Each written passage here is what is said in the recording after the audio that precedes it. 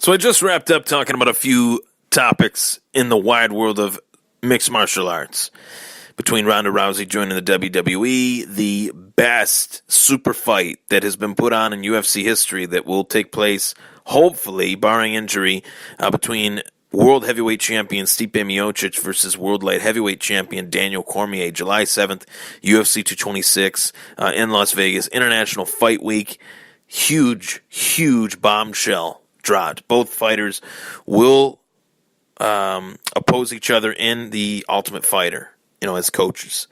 So that will be fun. But I want to flip back to football. And in case you guys don't know, my name is Ryan Thomas. I'm a sports journalist from Buffalo, New York, write for multiple sports websites, myfantasysportstalk.com, rocksportsreport.com, and obviously the host of this podcast for the past couple years, dating back to January of 2016.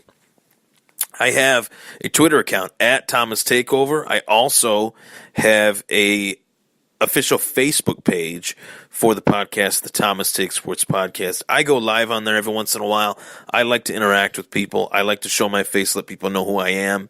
It's just another avenue for me to reach out to people and say, hey, what's up? I'm going to talk about this in the wide world of sports today. World today, it's pretty easy for things to get out before they're originally announced or intended to be announced.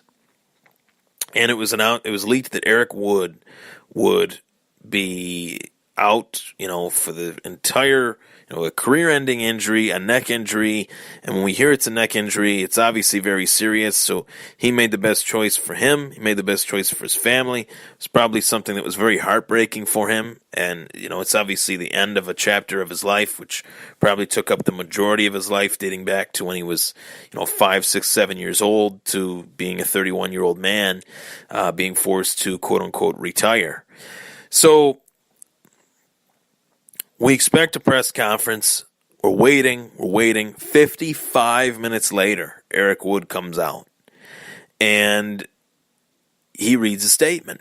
He says, obviously the news leaked that my career is over. I have a career injury, career-ending injury in my neck. There's a bulging disc against my spine. I had my first stinger in week 5 this season, and then I had another issue before the playoffs, but I wanted to play the playoff game. So, obviously, there's a lot to take from that, one, being that, he's openly admitting that he had this issue and he played through it. I think that that's a little crazy, that the Bills organization would even let him play through this catastrophic of an injury. A neck stinger is very serious because when there's repetitive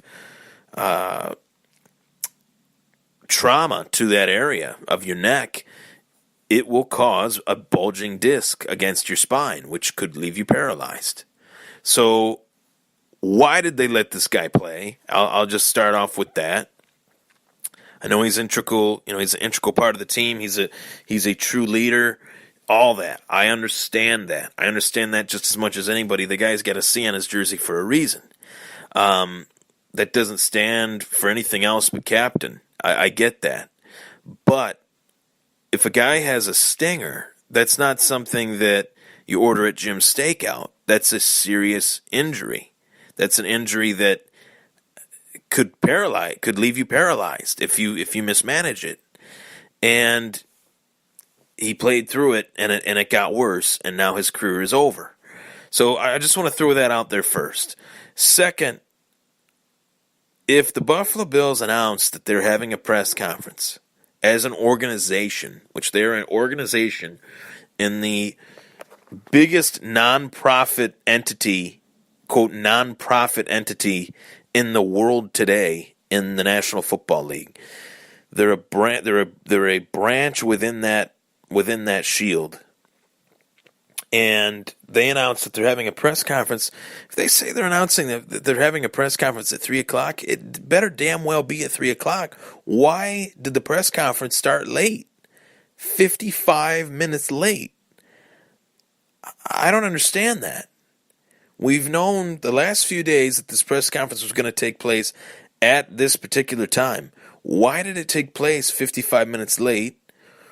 why would the player that is, the talk of the town right now give an open statement that's 2 minutes long, not even, acknowledge the fact that there are real questions about this situation, and not openly retire knowing that he has a career-ending neck injury, and using the words career-ending but not saying that he was retired.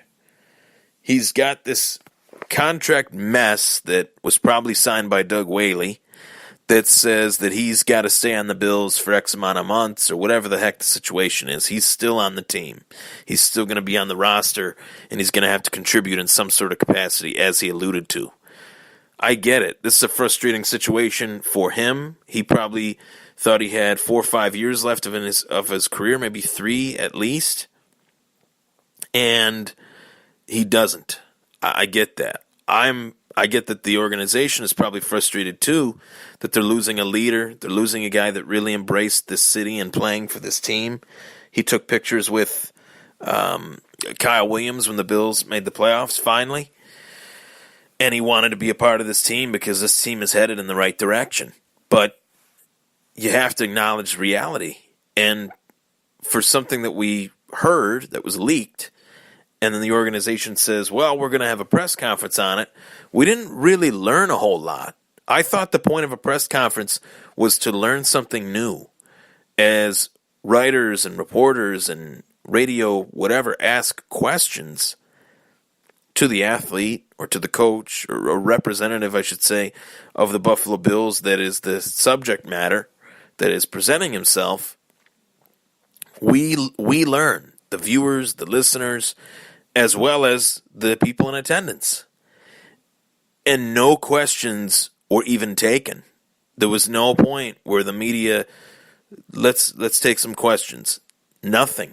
It was, well, I was a Buffalo Bill, I'm still a Buffalo Bill, but I have a career-ending neck injury. And I'm not imitating Eric Wood, but that's literally how abrupt the 2-minute, splurge was, if you want to call it that.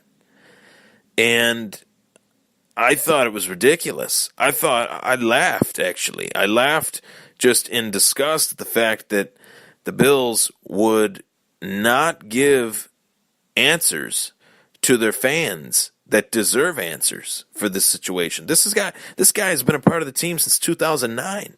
This guy is the anchor of the offensive line.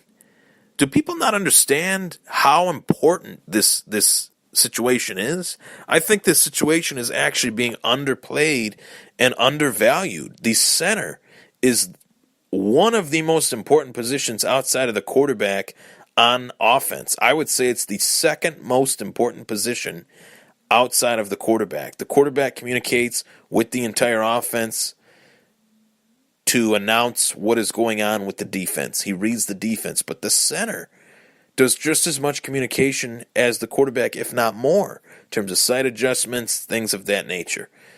Furthermore, when you have a guy that is a multiple-year pro, a veteran on your team, that, as I alluded to, got on the team in 2009, and yet the fans want to hear as to how and as to what is the next step for the Buffalo Bills. And no answers were given, no questions were taken. I think that deserves an explanation.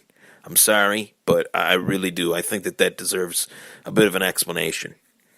I don't know whose call that was to let this guy just talk for 2 minutes and then just walk off and hug everybody. Obviously, it's not a happy, joyous occasion, but you are calling for a press conference. You're not calling for a bedtime story. You're calling for a press conference. As I alluded to moments ago, a press conference is something where you get answers, not questions. So I'm a little bit perplexed by this, to be honest, and I think that potentially, Eric Wood said he's going to do whatever he can to be a part of this team. This guy's a veteran. This guy's a veteran. This guy understands the game. This guy understands the city. This guy understands the team and the direction that it's trying to go in. And I love the fact that he still wants to contribute in some way and be a part of the team. I'm all for that. But I don't want this guy getting paid top dollar to be a cheerleader. And that's a part of it too. Realistically, I always thought he was a decent player, but I never thought that he was, great. Thought he was good, not great. And I remember when he signed that contract extension, I believe it was a 2-year, $16 million deal. I thought that was a little bit too expensive for my liking. But his worth to the team was worth that price, and that I understand. I understand all the intangibles that this guy has. It makes him a special player. It might not be stuff on the field. It's more likely stuff off the field, and that is just as important in a variety of ways. So to say that the press conference today was anything but odd would be stupid. I mean, to say it was good, to say that we learned a lot, to say that we got some answers, we'd be lying. I think that the Bills organization was pissed off that this information got leaked or that some reporter weaseled his way into finding it out. But close the hatches, batten down the hatches, and get rid of the mole. That's what you got to do. I don't really feel that bad because we live in a society where things can get out very quickly if you let them. Let me say that again. Things can get out quickly if you let them. Someone let this happen. And if Eric Wood feels disrespected, all I have to say is welcome to 2018. The land where everybody feels disrespected for everything, and the land where things get out quickly.